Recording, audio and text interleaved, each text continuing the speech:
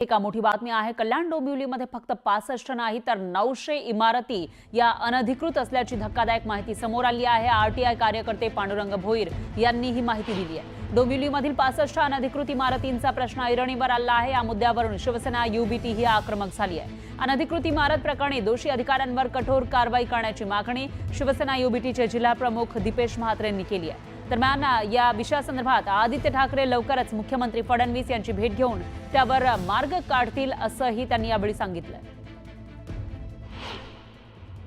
जमीन मालक, विकासक आणि वास्तुविशारद हे त्यांचे मेन प्रमुख दोषी आहेत आणि अशा 65 बिल्डिंगी नाही आहेत। अशा वर्ग 2च्या जमिनीवर 960 बिल्डिंगी आहेत। याच्यामध्ये प्रमुख सर्व दोषी आहेत ते केडीएमसीचे माननीय आयुक्त साहेब, तत्कालीन जेही असतील ते आयुक्त साहेब, एडीडीपी असतील, त्याच्यानंतर सर्वे असतील, त्याच्यानंतर कलेक्टर ऑफिसचा कार्यालय सुद्धा याच्यामध्ये दोषी आहे। आणि याच्या संबंधित सर्वात मोठा गुन्हेगार आहे तो रजिस्टर ऑफिस।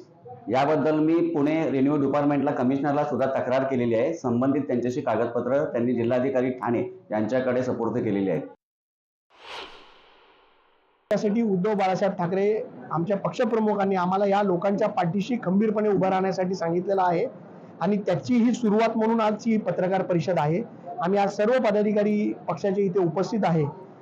ज्या लोकांनी यांची फसवणूक केली त्यांच्यावर कोणतीही कारवाई न करता ज्या लोकांची फसवणूक झाली आहे त्या रहिवाशांवर आज कारवाई होते आणि 10वी 12वीच्या परीक्षा सुरू असताना या अशा पद्धतीची कारवाई करावी हे प्रशासनाचं दुर्दैव आहे।